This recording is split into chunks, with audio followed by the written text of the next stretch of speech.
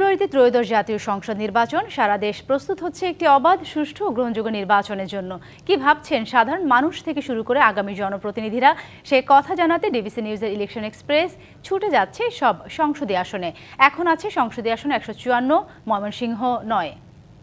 CSRM DBC election express আজ রয়েছে ময়মনসিংহ 9 আসনে।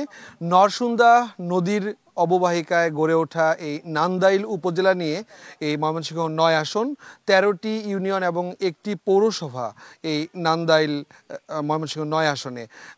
এই যেই জায়গায় আমি রয়েছি বর্তমানে, এটি হচ্ছে জাতীয় নাগরিক কমিটি এনসিপির যুগ্ম মুখ্য সমন্বয়ক আশিকিন আলম এই জায়গা থেকে মনোনয়ন প্রত্যাশা করছেন এবং তার প্রতিনিধি হিসেবে এই আমার সাথে যুক্ত রয়েছেন ময়মনসিংহ যে সমন্বয় কমিটি রয়েছে, জেলা সমন্বয় কমিটি রয়েছে, সেই জেলা সমন্বয় কমিটির সদস্য খন্দকার সুফি আবদুল্লাহ।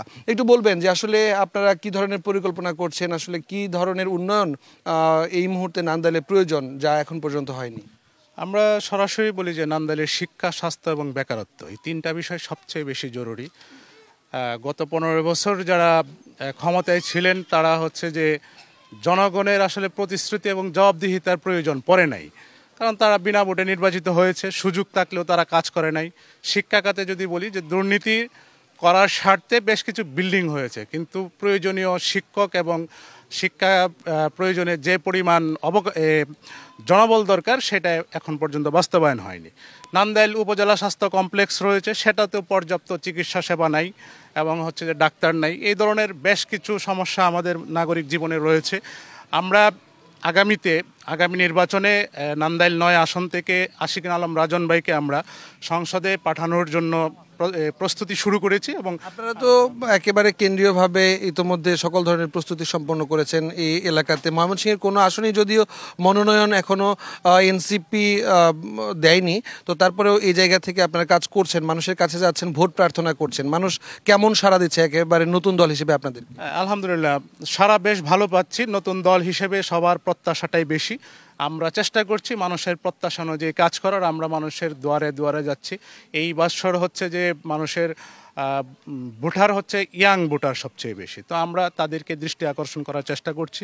আসলে তো বিএনপি এবং বিএনপির প্রার্থী রয়েছে এবং জামায়াত সমঝোতা করে বিডিপিকে প্রার্থী দিয়েছে এবং ইসলামী দলগুলোও প্রার্থী দিয়েছে, তো সেই জায়গাতে আপনাদের প্রার্থী কতটা যোগ্য আপনারা মনে করেন?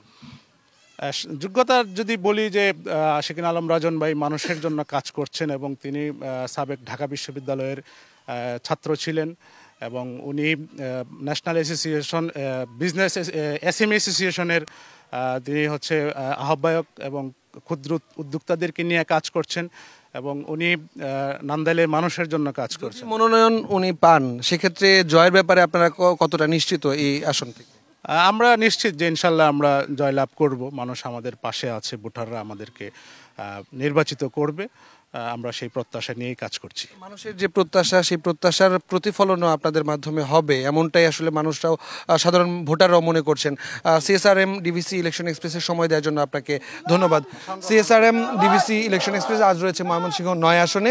পরবর্তী বুলেটিনে ময়মনসিংহ 10 আসনের যারা জনপ্রতিনিধি হতে আগ্রহী তাদের ভাবনাগুলো জানানোর চেষ্টা করব। সাথে থাকুন ডিবিসি নিউজের।